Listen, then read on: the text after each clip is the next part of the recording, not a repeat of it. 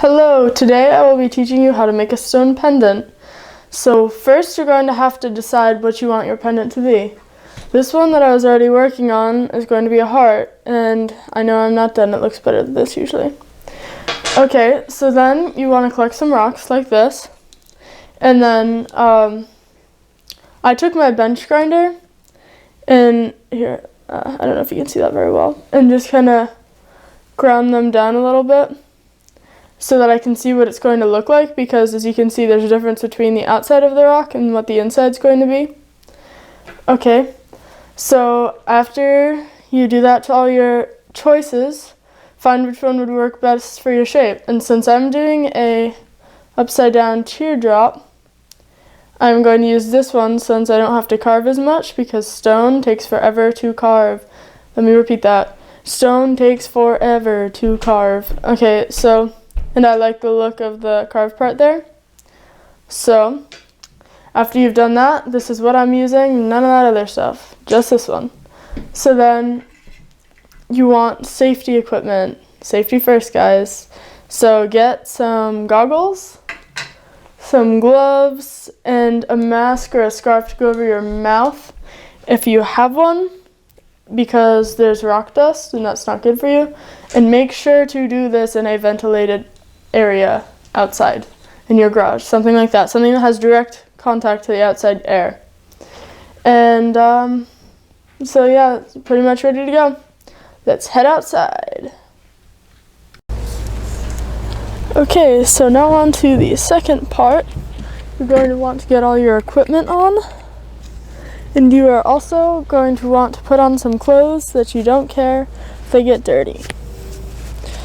So you are going to want to put a scarf on over your mouth or something. I'm just not, because I want you to be able to hear me.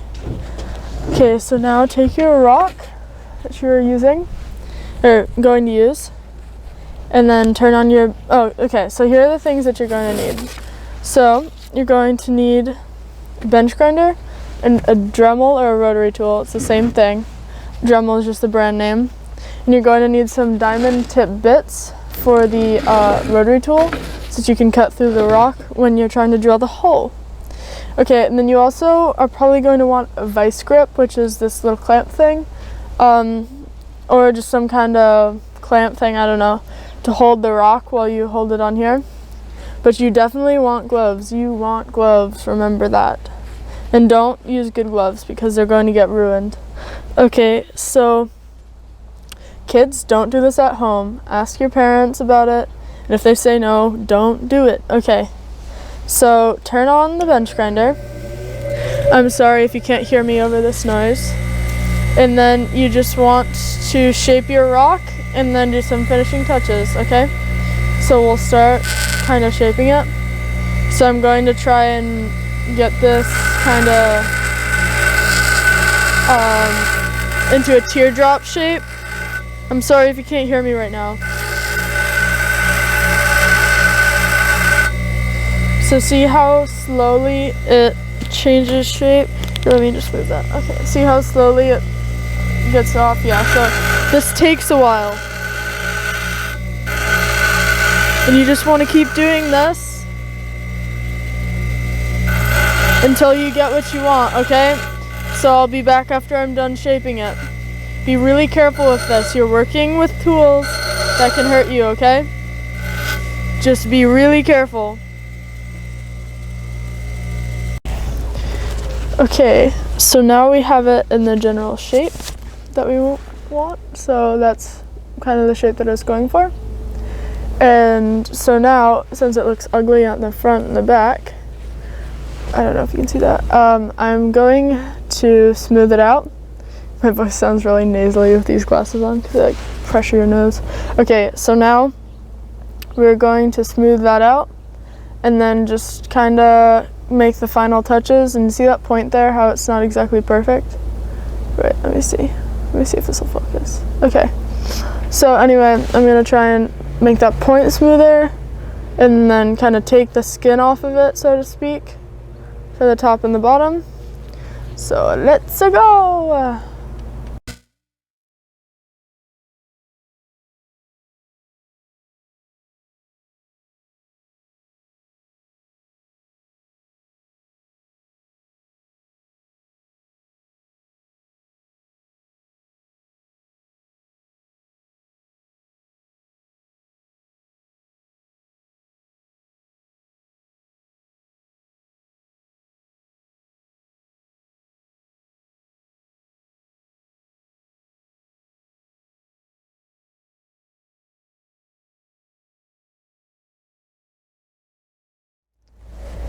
You've made it so far, I'm proud. No, I'm just kidding. I don't know if you're actually doing this with me or not. But okay, so here we are. This is like the thing, and it's a pendant. And so I am going to have it upside down because I just want it that way. And so then you want to take a Sharpie or just a marker or something and mark where you're going to drill the hole so that you don't drill it in the wrong place. And you want to take into consideration how it's going to hang. If you want it to hang this way, then you're going to want the hole where it would hang that way. If you want it to hang like that, then you want the hole there. If you want it to hang like this, then you want it somewhere like there, okay? So you get that. So now, what we're just going to do, after we mark the hole, is we are going to put a diamond tip bit that looks either something like this or this, so that you can get a really small hole going and then open it up more with the other one that I just showed you. So let's get going. So you're just going to want to kind of slowly just work your way through the hole. And you can blow off the dust every once in a while so that it keeps going. So yeah, you're going to want it, you don't want the speed to be too high while you're trying to do this, because if it's too high, then the thing will burn out too quickly and your motor might even burn out. And sometimes you want to just go in circle motions like this to make the hole bigger. Now we're really rocking and rolling here.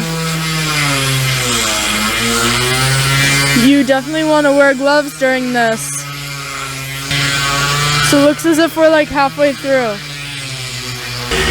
I want you guys to comment down below if you don't understand what I'm doing, or if you have any questions or suggestions or anything, okay?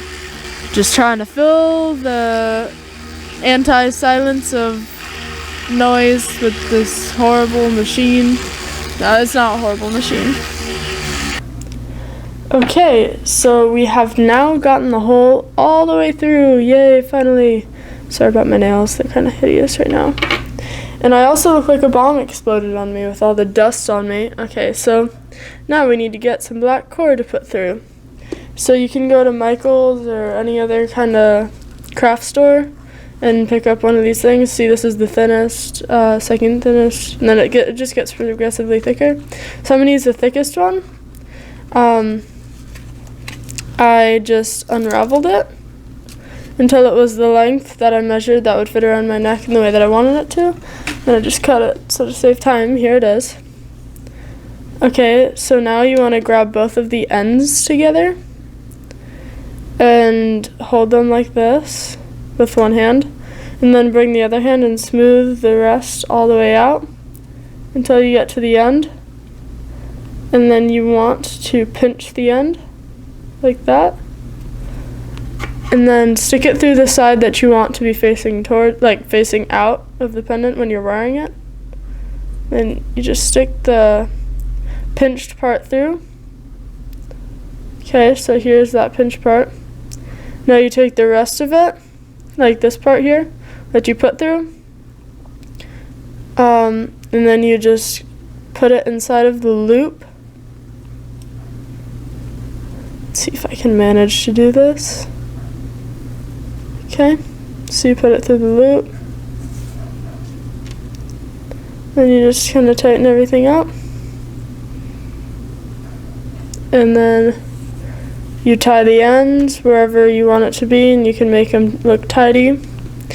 And there you go, there's your pendant. Voila! Remember to live, laugh, love, and learn, and comment, like, and subscribe. Thank you, bye.